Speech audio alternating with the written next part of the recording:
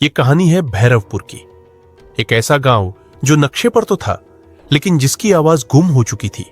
ऊपर से देखने पर शांत, लेकिन इस शांति की चादर के नीचे डर का एक जहरीला सांप कुंडली मारे बैठा था। भैरवपुर का मुखिया था सरपंच हरिराम, वही जिसे गांव की रक्षा करनी थी, लेकिन वही गांव को नोच रहा था। हरिराम एक बड़े नेटवर्क का हिस्सा था, गिद्धों का एक झुंड जिनकी नजर गांव की गरीब बेटियों पर थी। ये लोग लड़कियों को दिन दहाड़े उठाते और उन्हें अपने अड्डे पर ले जाते, जहां उनकी इज्जत और उनके सपने दोनों कुचल दिए जाते थे। वहां पर रोज कोई ना कोई उनके जिस्म के साथ खेलता और उन पर जबरदस्ती करता। लड़कियां चीखती चिल्लाती, मगर कोई उन दरिंदों का कुछ नहीं कर पाता था। गांव वाले सब जानते थे।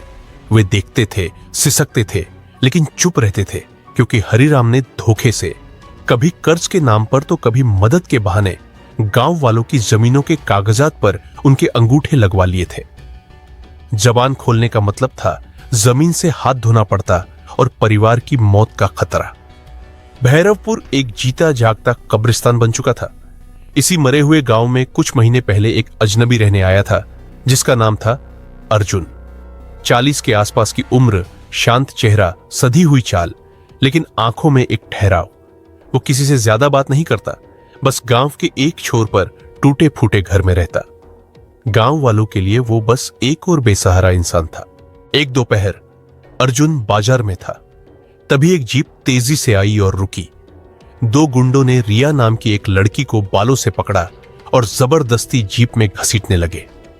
अर्जुन ने उस घटना को अपनी आंखों के सामने देखा, लेकिन जो ज्यादा चौंकाने वाला था वो गांव वालों का बर्ताव था।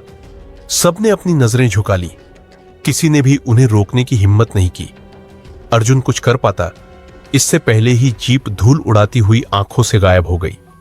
अर्जुन एक दुकानदार के पास गया और पूछा, ये क्या था? दुकानदार ने घबराकर इधर उधर देखा और धीमी आवाज में फुसफुसाया, भाई जान प्यारी है तो यहां से चले जाओ।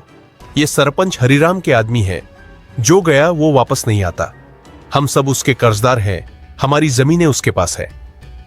अर्जुन की आंखें सुलग उठी। अर्जुन ने ठान लिया, वह उस जीप के रास्ते पर नजर रखने लगा। कुछ दिन बाद उसे वही गुंडे फिर दिखे। इस बार वे माया नाम की एक और लड़की को घसीट रहे थे, लेकिन इससे पहले कि वे उसे जीप तक पहुंचा पाते, उनके सामने अर्जुन नाम की एक चट्टाना खड़ी हुई।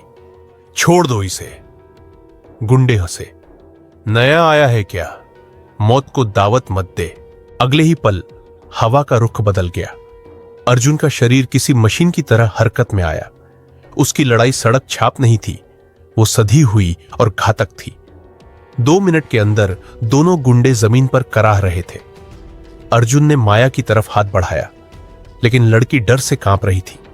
गुंडे अपनी जान बचाकर भागे, लेकिन जाते जाते चिल्लाए, इसका अंजाम बहुत बुरा होगा। जैसे ही गुंडे गए, माया के मां बाप दौड़ते हुए आए, लेकिन उन्होंने अर्जुन को धन्यवाद नहीं दी। वे उस पर चिल्लाए, क्यों किया तूने ऐसा? हमारी जान खतरे में डाल दी। अब सरपंच हमें मार डालेगा। अर्जुन स्तब्ध रह गया।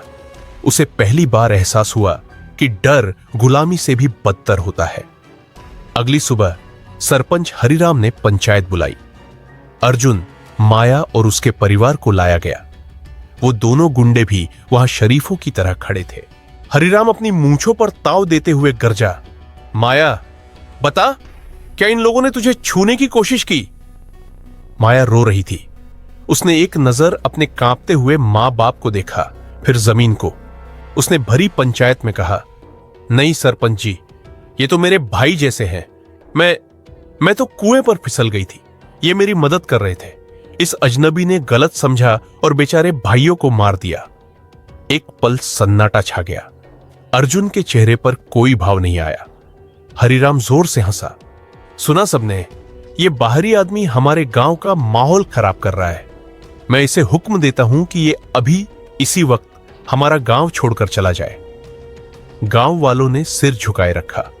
अर्जुन ने एक आखिरी नजर उन बेबस चेहरों पर डाली और चुपचाप गांव की सीमा से बाहर चला गया। लेकिन अर्जुन गया नहीं था, वो गायब हो गया था। वह पास के जंगलों में छिप गया और उस नेटवर्क की निगरानी करने लगा। कई दिनों की जासूसी के बाद उसे वो अड्डा मिल ही गया। शहर के बाहर एक वीरान किला जहां लड़कियों को रखा जाता था।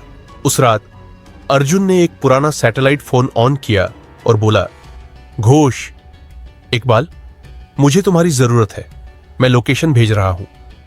अगली रात अंधेरे में दो साए अर्जुन से आ मिले। एक था घोष, जिसका निशाना कभी नहीं चूकता था, एक स्नाइपर स्पेशलिस्ट। दूसरा था इकबाल, जिसे विस्फोटकों से खेलना पसंद था, एक ग्रेनेड स्पेशलिस्ट। अर्जुन ने उन्हें पूरा प्लान समझाया। अंदर करीब 15-20 लड़कियां हैं और 30 से ज्यादा दरिंदे।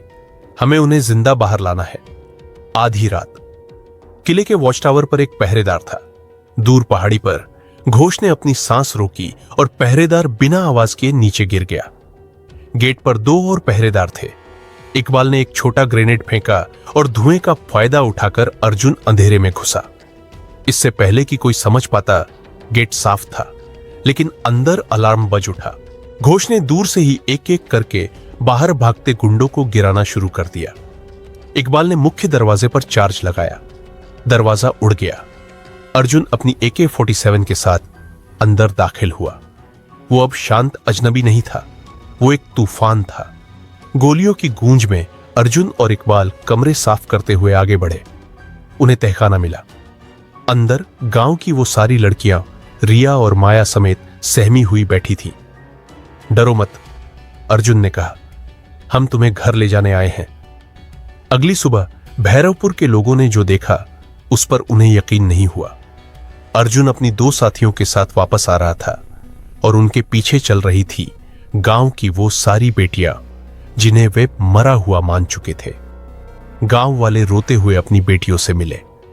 सरपंच हरिराम अपने घर से बाहर निकला और यह नजारा देखकर उसका चेहरा सफेद पड़ गया। तभी माया के पिता, जो कल तक अर्जुन को कोस रहे थे, वो आगे बढ़े और उन्होंने हरिराम का कॉलर पकड़ लिया। मेरी बेटी! बस इतना ही काफी था। गांव वालों का सालों का दबा हुआ गुस्सा फूट पड़ा। मारो इसे, खा गया हमारी जमीनें, हमारी बच्चियों का सौदागर। भीड़ हरिराम को मारने के लिए आगे बढ़ी, लेकिन उसी वक्त अर्जुन ने कहा, इसे कानून सजा देगा।